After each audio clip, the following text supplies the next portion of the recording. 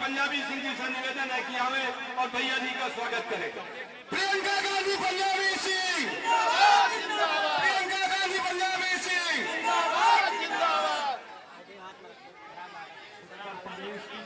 भैया का बैठा महासचिव हमारी इस उत्तर प्रदेश की धड़कन और हमारी माताओं बहनों की आवाज को बुलंद करने वाली माननीय प्रियंका गांधी जी, मैं उनका इस हरचंदपुर में जोवा सड़की गांव में हार्दिक स्वागत और अभिनंदन करता हूं। हमारे मंच पर बैठे हमारे जिले के जिलाध्यक्ष आदरणीय पंकज तिवारी जी, हमारे इस ब्लॉक के ब्लॉक अध्यक्ष आदरणीय दिलीप तिवारी जी, आदरणीय सतगुरु लोधी जी, आदरणीय जितेंद्र पासी जी,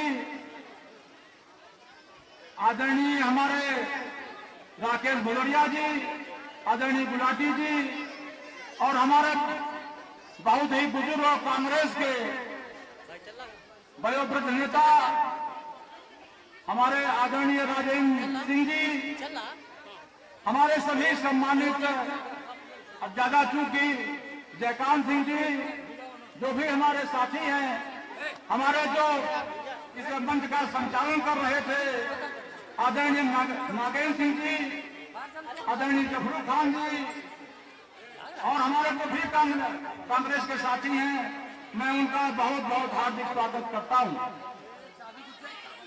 माननीय आज क्योंकि हम इस क्षेत्र को दो बार इस क्षेत्र की जनता का स्वागत कर चुके हैं और हमको खुशी है कि हम आपके इस कांग्रेस परिवार में आकर हमको स्वर्ग मिल गया। तो साथियों, चुनाव तो आपकी जो चुनाव इस समय चल रहा है हरचंदपुर में, मैं आपको बताना चाहूंगा कि आपके नाम पर गांधी आंधी चल रही है। तो साथियों, मैं ज्यादा कुछ कह के बच्चों की मीटिंगें बहुत लगी हैं और हमने इस क्षेत्र के विकास में कोई कमी नहीं रखी है। जिस सड़क से आई है, इस सड़क को आते ही मैंने बनवाया था, चाहे पानी की 22 टंकियां हो, चाहे पुल हो, 11 बड़े बड़े पुल बनवाए हैं हमने। तो मैं इस जनता के सामने इस जो विकास है हमने किया है इस क्षेत्र का, मैं कुछ ज्यादा बोलते हुए मैं सभी आए हुए सभी सम्मानित माताओं बहनों बुजुर्गों और हमारे जो भाई हैं, मैं उनका हार्दिक स्वागत करता हूं। जय हिंद, जय कांग्रेस। धन्यवाद भैया पंजाबी सिंह जी। भैया जी, ये जनसैलाब बता रहा है आपने जिनको हमको प्रत्याशी दिया है, इनका आचरण उनका व्यवहार जिनकी वजह से जनसैलाब है और आपके जो अपनत्व है रायबरेली की जनता से और जोवा सरकी के लोगों से आज सारे लोग आपके बीच उपस्थित हैं। आपसे कहना है कि हम आपका काम समाप्त हो गया है, अब हम सबका काम है कि आदरणीय भाई पंजाबी सिंह को आप हाथ उठा के बताइए और भैया जी को विश्वास दिलाइए कि भारी मतों से जिताने का काम करेंगे। आप सबसे कहना है कि गंगा की कसम जमुना की कसम, कांग्रेस में जमाना बदला है, कुछ तुम बदलो कुछ हम बदले, नया जमाना आना है, नया जमाना आना है। आदरणीय भैया जी से निवेदन है कि हमें और अपने विचार व्यक्त करें। भैया जी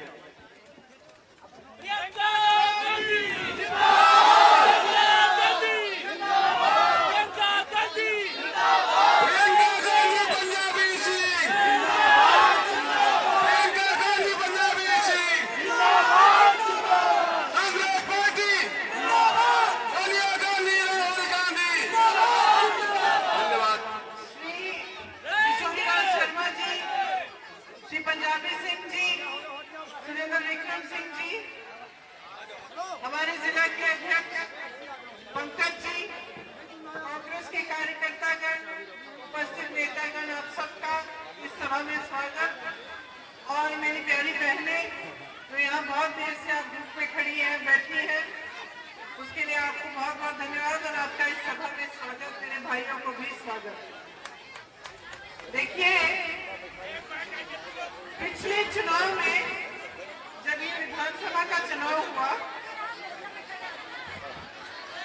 ये बैठ जाओ, बोल रहे 2 मिनट सुन लो, माता है बैठ जाओ 2 मिनट। देख नहीं पा रही है ना, क्योंकि आप लोग खड़े हैं।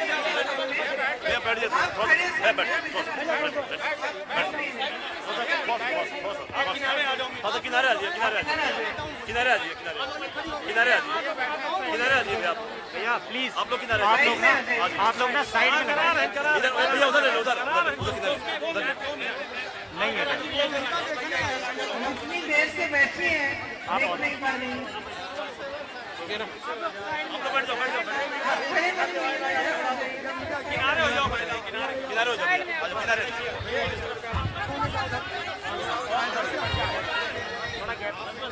थोड़ा गैप तो मानो यार। नौजवान कितने हैं? बात उठाइए। नौजवान है, सब नौजवान हैं। आपके तो सफेद बाल हो रहे हैं। फिर भी जवान है। अच्छा, किन को रोजगार मिला है सरकार से पिछले 5 सालों में? किसी को नहीं, 0%। मेरी बहनें, किन को सिलेंडर मिला? चुप रहो, सुनो। मिला सिलेंडर? उसको अगर भरना पड़ता है तो भर पाती हूँ? नहीं भर पाती। कितने का मिल रहा है अब सिलेंडर, नया सिलेंडर? 1000 रुपए का। और महंगाई कितनी बढ़ी है कि कम हुई है? खाद मिल रही है? खाद और फसल का दाम?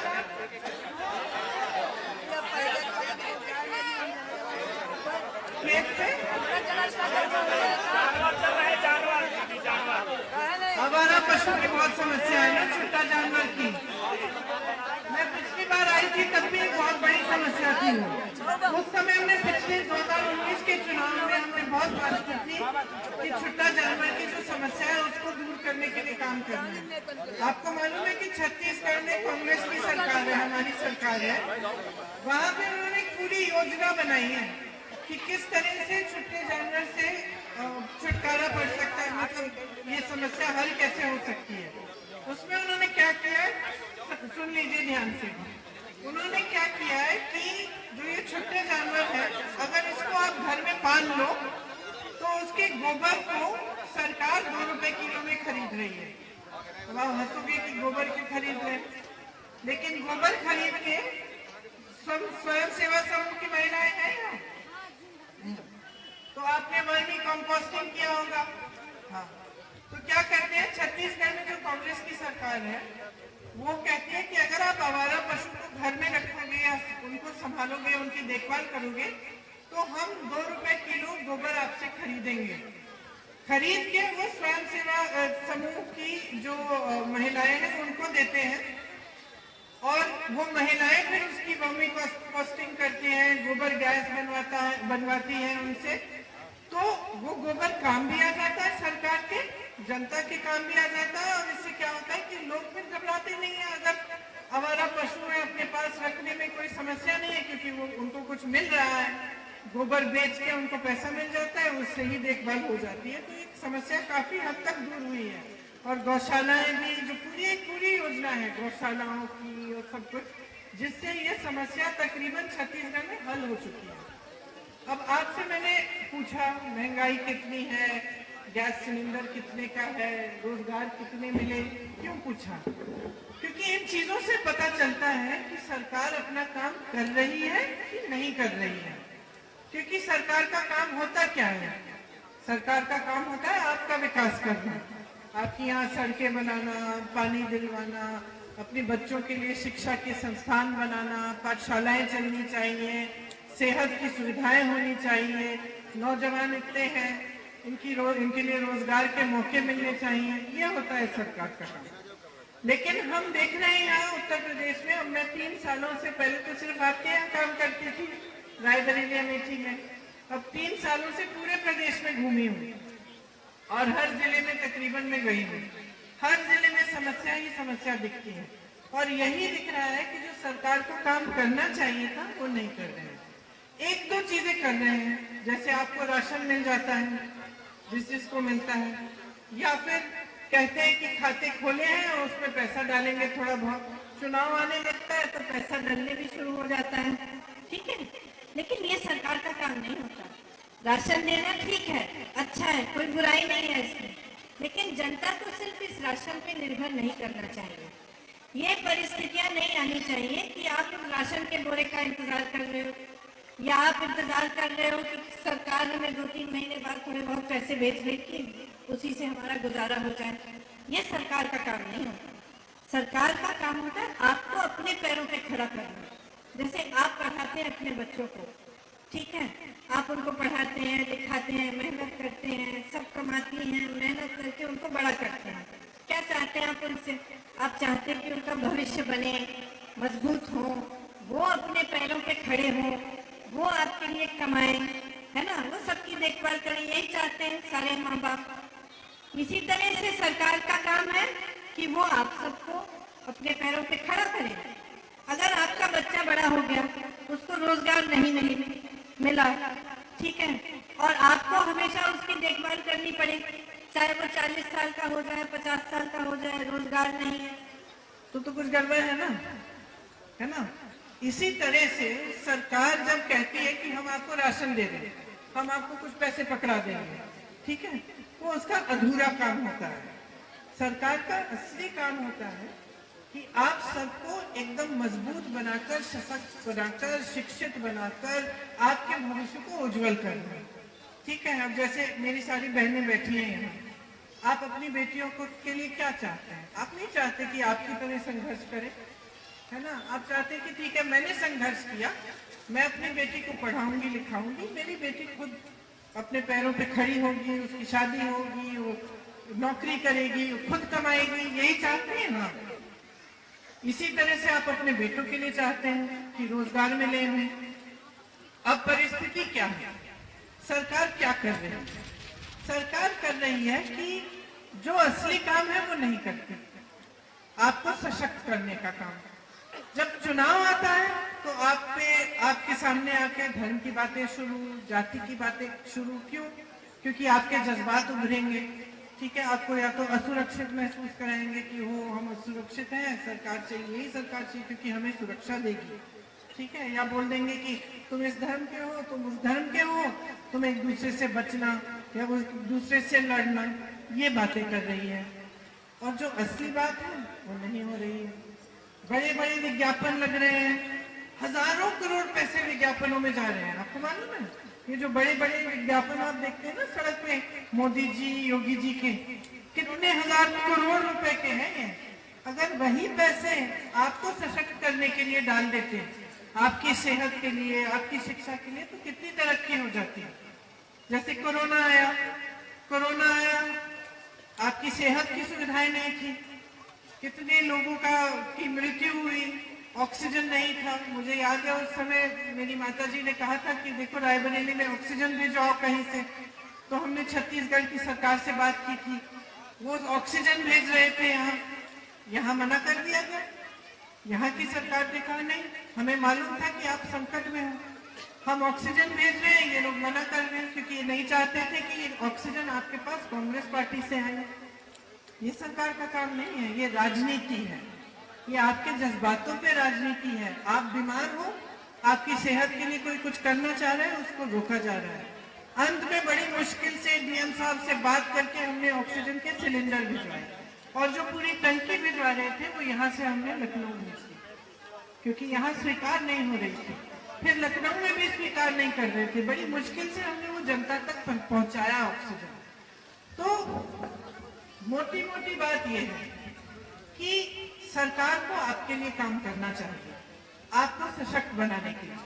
तो इसका मतलब ये नहीं है कि आपको एक गैस सिलेंडर दे दिया, बाद में आप उस गैस सिलेंडर को भर नहीं पा रही हैं, नया सिलेंडर खरीद भी नहीं पा रही हैं। इसका मतलब है कि आपकी सेहत, आपकी शिक्षा, आपकी सुरक्षा, आपके लिए रोजगार के लिए क्या कर रही है सरकार। तो जब मैं यहाँ आई हूँ आपके सामने कांग्रेस पार्टी की तरफ से, मैं कहना चाहती हूँ हम क्या क्या करना चाहते हैं। जैसे जितने भी नौजवान हैं जो बेरोजगार हैं, मैं इतने सारे बच्चों से मिलती हूँ, ये बात नहीं है कि शिक्षित नहीं है, क्वालिफाइड बच्चे हैं, शिक्षा की है, माँ बाप ने पढ़ाया है, परीक्षाएं भी की हैं रोजगार के लिए। कई ऐसे बच्चे हैं जिन्होंने 3-4 परीक्षा कर दी, क्योंकि परीक्षा की जो प्रक्रिया है वो एकदम खराब कर दी है सरकार ने। परीक्षा करते हैं रद्द हो जाती है, फीस भरते हैं, ट्यूशन करते हैं, पढ़ाई करते हैं, मेहनत करते हैं, पता चला कि एग्जाम देने के बाद एग्जाम ही रद्द हो गया, या पेपर लीक हो गया, या फिर रोजगार मिल ही नहीं रहा है, नाम आ गया है सूची में, नियुक्ति नहीं हो रही है, सालों साल इंतजार हो रहा है। 12 लाख ऐसे सरकारी पद हैं जो 5 सालों से खाली पड़े हैं, खाली पड़े हैं। सरकार को सिर्फ इतना करना था कि जिन बच्चों ने इम्तिहान दिया या जो बच्चे पास हुए उनका नाम लेके उन पदों को भर दे, इतना काम नहीं किया। प्रियंका गांधी इतना काम नहीं किया। 12 लाख सरकारी पद खाली पड़े हैं और वही लोग आके आपके सामने कहते हैं कि हम अगले चुनाव के बाद हम रोजगार देंगे। अरे भैया 5 सालों में क्यों नहीं दिया? 5 साल तो थे तुम्हारे पास ना, अब क्यों दे रहे हो? अब उद्घाटन कर रहे हो हवाई अड्डे का, कहीं जेवर में हवाई अड्डा, कहीं और हवाई अड्डा, कुशीनगर में, अब उद्घाटन क्यों हो रहा है? 5 साल तो आपके बीत गए, चुनाव आ रहा है, आप उद्घाटन कर रहे हो, आप विकास की बात नहीं कर रहे हो, आप ये नहीं बता रहे हो महिलाओं के लिए क्या करना है। हमने महिलाओं को खूब आगे बढ़ाया है, 40% जितने भी हमारे प्रत्याशी हैं महिला है। क्यों? आप आधी आबादी हो, हर घर में आधे सदस्य तो महिला होती है ना, लेकिन आपको अपने पैरों पे खड़े होने की बात कौन कर रहा है? आप खेती में जब काम करते हो तो शाम को आकर सारा घर संभालते हो, ये नहीं है कि आपने काम कर लिया घर आके आप आराम करती हैं, आप बच्चों को भी देखती हैं, खाना भी पकाती हैं, घर में जानवर है तो उनकी भी देखभाल करती हैं, सफाई करती हैं, सब कुछ करती हैं। सबसे बड़ा बोझ किस पे आता है बताइए? महंगाई का बोझ, समाज का बोझ, कुछ भी परिवार में कोई भी समस्या हो उसका बोझ कौन उठाती है? आप ही तो उठाते हो ना, लेकिन आपकी बात कोई नहीं कर रहा था।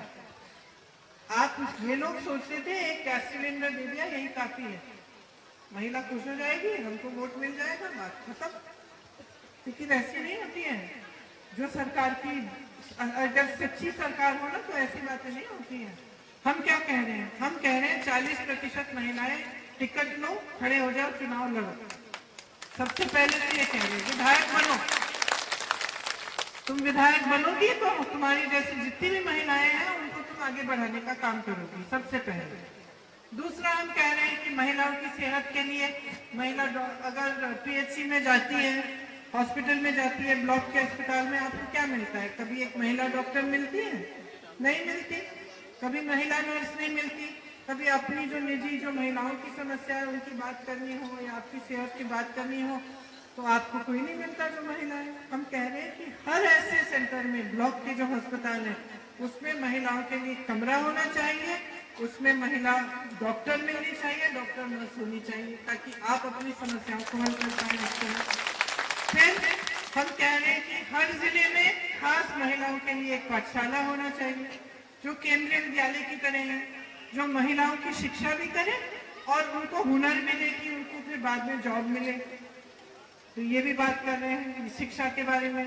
सुरक्षा की बात करी है, हम कह रहे हैं कि 25% जो भर्तियां होंगी पुलिस में वो महिलाएं होंगी, ताकि जब आप पर कोई अत्याचार हो या आपका कोई सुरक्षा से जुड़ी हुई कोई समस्या हो तो आप पुलिस स्टेशन जाए, आपको महिला मिले, वो मदद करे आपकी।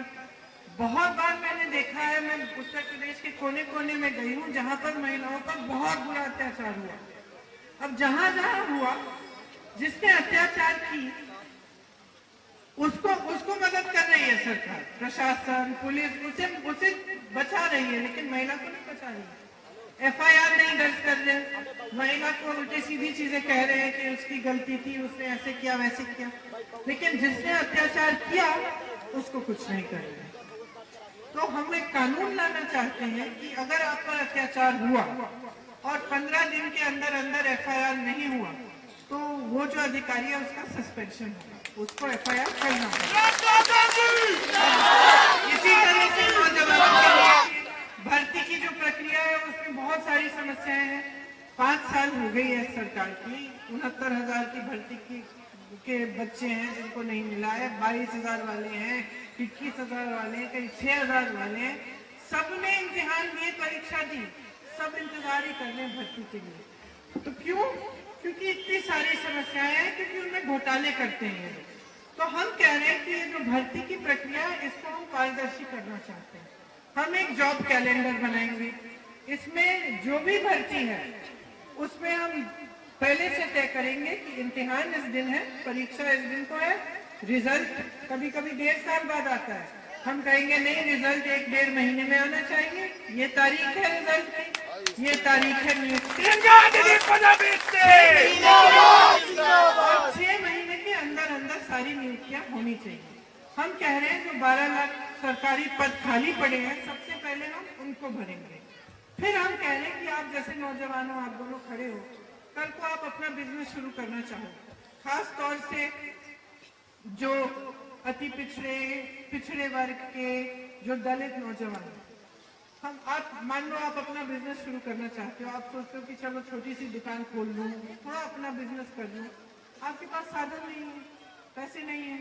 हम कह रहे हैं हम आपको 5 लाख रुपए देंगे, सरकार देगी 1% ब्याज पे, मात्र 1% ब्याज पे। इससे क्या होगा? आप अपने पैरों पे खड़े हो सकेंगे। इस तरह के जो रोजगार बनाने के लिए जो सोच है, जैसे उत्तर प्रदेश में कई जगह हैं, जैसे मुरादाबाद में पीतल बनता है, ठीक है, कानपुर में लेदर बनता था, कई ऐसी जगह हैं जहाँ पे हुनर है। तो जहाँ जहाँ हुनर है वहाँ हम और सुविधाएं देके, खास तौर से नौजवानों को आगे बढ़ाने के लिए कि वो अपने अपने छोटे छोटे बिजनेस बनाए, वो मजबूत हो। ठीक है, तो हमने पूरी योजना बनाई है, पूरा खाका तैयार किया है। महिलाओं के लिए क्या है, नौजवानों के लिए क्या है, बुजुर्गों के लिए क्या है, जैसे जो पेंशन है, जो मानदेय है आशा बहुओं का और आंगनबाड़ी में बहनों का, वो मानदेय हम 10,000 तक बढ़ाना चाहते हैं, ताकि वो मानदेय आपको मिले, फिर उसके आगे अगर आपको किसी की देखभाल करने के लिए अलग से पैसे मिले। तो ये सब चीजें हमने तैयार करके पूरी योजना बनाई है, क्योंकि हम चाहते हैं कि उत्तर प्रदेश में राजनीति बदले। जो आज राजनीति चल रही है ना, जो धर्म के आधार पर, जाति के आधार पर आपको उकसाती है, इससे सिर्फ और सिर्फ नेताओं का फायदा होता है, राजनीतिक दलों का फायदा होता है, और किसी का फायदा नहीं होता, आपका फायदा नहीं होता। आपको आगे बढ़ाने की जब बात होती है, आपके विकास की जब बात होती है, जब नेता कहता है हाँ हम चाहते हैं कि तुम पैरों पे खड़ा करो हो जाओ, हम चाहते हैं कि महंगाई घटे, हम ऐसा करेंगे, तभी आपका विकास होगा। आपका विकास कभी दूसरी बातों से नहीं होगा कि आप कहीं किसी से लड़ा लिया, धर्म की बात हो गई, जाति की बात हो गई, इससे आपका विकास नहीं होगा। विकास तब होगा जब आप नेता से जवाब मांगेंगे। अब देखिए यहाँ आपकी विधानसभा में क्या हुआ, पिछली बार आपने कांग्रेस को वोट दिया, इसके लिए हम बहुत आभारी हैं। हमारे प्रत्याशी कौन थे? राकेश सिंह जी थे। अब राकेश सिंह जी जो हैं, उनको जब वो सत्ता में आ गए तो उन्होंने सोचा कुछ भी कर सकते हैं, जहां जहां जमीनें देखते हैं वो और उनके परिवार वहां कब्जा करने की कोशिश करते हैं।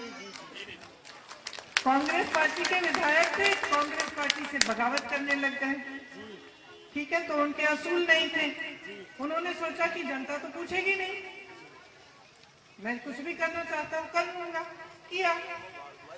अब तो खैर पार्टी छोड़ गए और दूसरी पार्टी से खड़े हैं, लेकिन आपके लिए विकास का काम तो नहीं किया ना, क्योंकि जब एक नेता सत्ता में आ जाता है, बहुत बार ये होता है कि वो भूल जाता है कि किसने सत्ता दी, वो भूल जाता है कि मैं किस पार्टी से आया, कि जनता ने मुझे क्यों वोट दिया, कि जनता ने मुझे बिठाया यहाँ, भूल जाता है। तो जब भूल जाते हैं नेता और जब वो सोचते हैं कि चुनाव आएगा तो क्या हुआ, हम तो धर्म की बात कर लेंगे, हम जाति की बात कर लेंगे, उसी आधार पे हमें वोट मिल जाएगा, तो काम क्यों करेगा? काम नहीं करेगा ना। वो तो सोचेगा चलो 5 साल बाद में आ जाऊंगा, हिंदू मुसलमान कह दूंगा, या इस जाति को उस जाति से लड़ा दूंगा, या कुछ कह दूंगा अपनी जाति के बारे में, अपने धर्म के बारे में, और मेरी तो नैया पार हो गई, है ना। तो काम कैसे कराना है नेताओं को? काम ऐसे ही कराना है कि ये जो वोट है ना, जो आपको मिला है, संविधान ने दिया है, ये कोई आपसे छीन नहीं सकता। एक बहुत बड़ा हथियार है, इसको एकदम समझदारी से डालना पड़ेगा, एकदम समझदारी से, विवेक से सोचना पड़ेगा कि ये जो नेता हैं ये हमारे लिए काम करते हैं कि नहीं करते। अगर नहीं करते हैं तो इनको हम फिर नहीं जिताएंगे, सीधी सी बात है। तो नेता है, कुछ लाने की बात करें, बहकाने की बात करें, मत सुनिए। उससे सिर्फ ये सवाल करिए कि भैया आप हमारे लिए करने क्या जा रहे हैं और किया क्या। 5 साल आपकी सरकार थी, महंगाई इतनी बढ़ गई है कि कोई सामना नहीं कर पा रहा है। पेट्रोल डीजल के दाम बढ़ गए हैं, सरसों का तेल 200 रुपए का मिल रहा है, गैस का सिलेंडर 1000 रुपए का मिल रहा है, जो कोई सोच भी नहीं सकता था। सब्जी तो छोड़ ही दीजिए, रोजगार नहीं है, तमाम नौजवान शिक्षित होकर पढ़ा हुआ है, कोई रोजगार देने की बात नहीं कर रहा। रोजगार घटे हैं इस सरकार में। जो कांग्रेस की सरकारें थी केंद्र में, उनके राज्य में बहुत, मेरे ख्याल से 27 करोड़, तकरीबन 27 करोड़ लोग गरीबी रेखा से ऊपर उठे थे। इस सरकार में नीचे आ गए। लोगों के धंधे, बिजनेस, छोटे छोटे कारोबार बंद हो रहे हैं। दुकानदारों से बात करती हूँ मैं, छोटे छोटे जिनके कारोबार हैं, सब बोलते हैं कि कमाई नहीं हो रही। लॉकडाउन आया, कोरोना आया, जीएसटी लगा दी, नोटबंदी कर ली, हमारी तो कमाई नहीं हो रही दीदी। तो कमाई क्यों नहीं हो रही है? क्योंकि सरकार की नीतियां गलत थी। उन नीतियों से आपको मुश्किल हुई। आपकी आवारा पशु का इतना बड़ा इतनी बड़ी समस्या है, किसी ने सुलझाने की कोशिश की? गौशालाएं देखिए, ना चारा डालते हैं, ना पानी है, छत भी नहीं है, जानवर मर रहे हैं ऐसे ही लेटे हुए धूप में। पिछले साल इतने सारे वीडियो निकले, उनको खाए जाए, कुत्ते खा रहे थे, उनको जीवित जानवरों के घाव नोच रहे थे। एक जगह देखा कि तमाम 100 के 100 गाय उठा के खड्डे में डाल रहे, उनको जिंदा दफना रहे हैं। ऐसे तो नहीं होता है ना। तो समस्या हल करने के लिए एक सोच चाहिए। सरकार को नियत ठीक होनी चाहिए, सरकार की नियत ठीक होनी चाहिए, सोच ठीक होनी चाहिए। जैसे मैंने कहा, बड़ी बड़ी समस्याओं को कांग्रेस की सरकारों ने सुलझाया है। यहाँ मनरेगा होगा है कि नहीं? किसने शुरू किया? अगर लॉकडाउन होता, जिस तरह से सरकार ने एक दिन में लॉकडाउन कर दिया, जाओ घर सारे, न ट्रेन है, न बस है, कुछ नहीं है, चलो पैदल चले जाओ। और तमाम लोग जो अमेठी, रायबरेली, कानपुर, सब जगह से दिल्ली में काम कर रहे थे, मुझे मालूम है किस संघर्ष के साथ कैसे वो यहाँ वापस आने की उन्होंने कोशिश की। अगर मनरेगा नहीं होता और गांव में आकर उनको नौकरी या किसी तरह का रोजगार नहीं मिल सकता, तो क्या वो आगे बढ़ पाते? कम से कम जब गांव आए तो कुछ रोजगार था, मनरेगा था। मनरेगा जब हमने किया कांग्रेस की सरकार ने, तो कितनी आलोचना की उनके प्रधानमंत्री नरेंद्र मोदी जी से लेकर इनके सारी मंत्रियों ने कि पैसा जाया होता है इसमें, कि ये बेकार योजना है। लेकिन उसी योजना ने आपको बचाया है। इन्होंने लॉकडाउन किया, अभी संसद में प्रधानमंत्री जी ने एक बड़ा भाषण दिया कि ये कांग्रेस पार्टी के लोग जो हैं, इन्होंने इतने सारे लोगों को मार डाला, क्योंकि इन जो वापस जा रहे थे पैदल, उनकी इन्होंने मदद कर दी, उनको ट्रेनों में बिठा दिया, बसों में बिठा दिया घर जाने के लिए। इल्जाम लगाया कि कांग्रेस पार्टी ने गलत किया। उन्होंने ये शब्द बोले कि कांग्रेस पार्टी ने इन लोगों की मदद करके पाप किया। आप बताइए, क्या वो पाप है कि जो पैदल चल रहा है, जिसके पास पानी नहीं है, खाना नहीं है, अपने बच्चों को कंधों पे लाद कर पैदल चल रहा है गांव तक 600 किलोमीटर? आपको याद है, जो टीवी देखता है, एक लड़की ने साइकिल पे अपने बाप को बिठा के 600 किलोमीटर दिल्ली से बिहार गई। यहाँ यूपी आने के लिए कुछ लोग अपने बूढ़े माँ बाप को ऐसे कंधों पे लेकर चल रहे थे। क्या हम मदद नहीं करते उनके? मुझे रायबरेली के 25 लोगों ने, एक बार मैंने देखा किसी सोशल मीडिया पे, फेसबुक पे, कि ये लोग सूरत में फंसे हुए हैं। नंबर देखा, मैंने फोन किया। जब मेरी आवाज सुनी उस लड़के ने, वो रोने लग गया। उसने कहा, दीदी हमें वापस जाना है, हमें किसी न किसी तरह घर पहुंचा दो, हमारे पास पीने का नहीं है, खाने का नहीं है, और मात्र 1 दिन का खाना बचा है, कल के बाद हमारे पास खाना भी नहीं होगा। घबराए हुए थे एकदम। 23 बच्चे थे, नौकरी करते थे सूरत में। क्या हम उनको ऐसे लवारिस छोड़ देते कि तुम्हारा कोई नहीं है भाई, तुम्हारे पास सोनिया गांधी, प्रियंका गांधी, सोनिया गांधी, प्रियंका गांधी। कैसे कर सकते थे? कैसे कर सकते थे? वो पाप होता, उनकी मदद करना पाप नहीं था।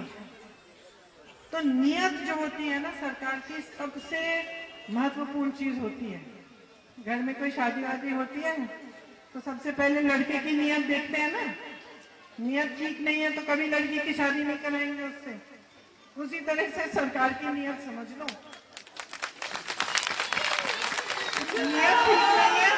नियत ठीक नहीं है तो वोट मत देना। तो कांग्रेस पार्टी एक तरफ आपके विकास की बात कर रही है, कह रही है कि हम नकारात्मक बातें नहीं करेंगे, हम आपको लड़ाना नहीं चाहते एक दूसरे से, हम चाहते कि आप सब इकट्ठे होके एकजुट होके जियो और एकजुट होके फूलो फलो आगे बढ़ो और आपका विकास हो।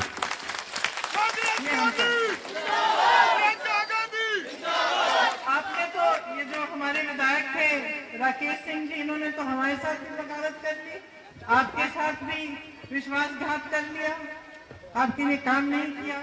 तमाम जमीन के कब्जे के जो मामले हैं उनके परिवार के हैं। तो आप पंजाबी सिंह जी खड़े हैं यहाँ मेरे साथ, ये है हमारे प्रत्याशी। इन्होंने आपके लिए कह ही रहे थे कि सड़कें बनवाई है, काम किया है। हम चाहते हैं कि इस बार इनको आप आगे बढ़ाएं ताकि जितने विधायक कांग्रेस के जीते तो सरकार बने हमारी प्रदेश में। तो ये सब ना हो आपके साथ, सरकार आपके ही पक्ष में काम करे, आपको आगे बढ़ाने का काम करे, यही सबसे जरूरी चीज है। देखिए मेरे परिवार को आप पुश्तों से जानते हैं और सालों से मैं यहाँ आती हूँ, आप लोगों से बातचीत करती हूँ, यहाँ हम काम करते हैं। आप इतने पुश्तों से आपने देखा है कि किसकी नियत क्या है।